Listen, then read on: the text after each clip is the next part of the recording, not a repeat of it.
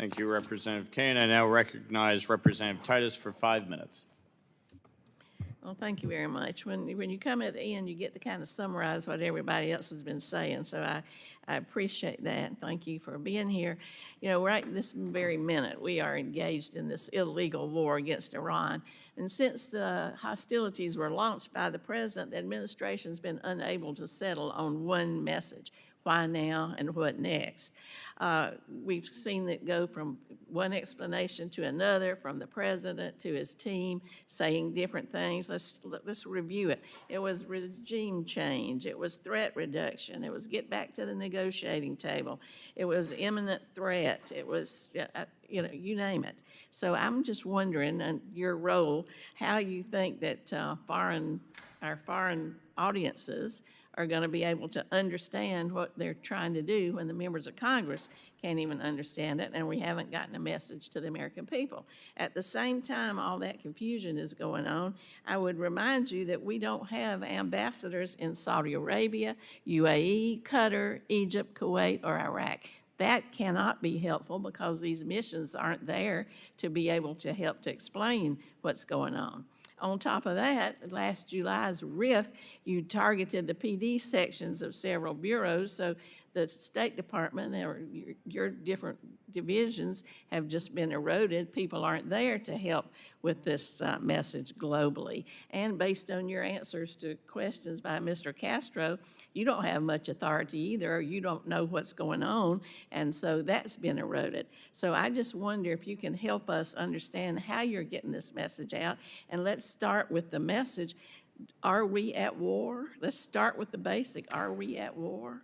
We are in an armed conflict with a regime that wants us dead and has said so constantly. Now, Congresswoman, you and a few others have purported to cite confused or contradictory messages from the administration. I think rapid, fluid, evolving truth-telling from our leaders is consistent with a rapid, fluid, evolving kinetic situation. And frankly, I don't think they're telling the truth. I don't think it's truth-telling. I think it's obfuscating, like Iran, hiding the facts, the administration trying to would confuse the public and don't know what's going on. I'm not hiding any have facts, a and if you mission. let me speak, I'll give It's my you some. time. If you let me speak, I'll give you some, but I guess you don't want to. No, please.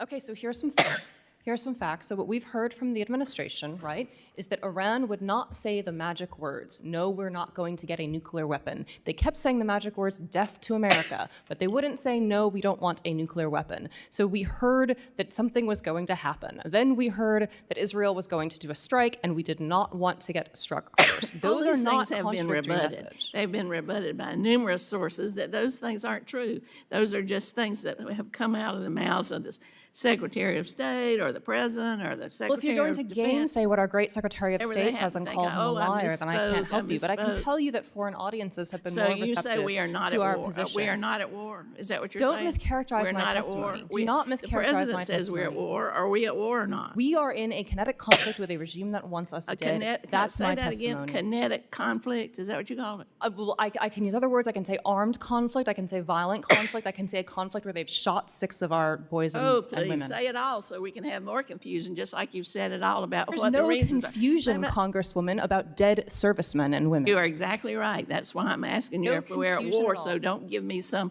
euphemisms to describe war. War is war with death of our service people. Death to America, not a euphemism. Let me remind you, you're supposed to be in the communication with the rest of the world. Perhaps you're unfamiliar with this. Do you remember when Putin invaded Ukraine? They asked him if it was a war. Oh, no, it's not a war. It's a special military operation.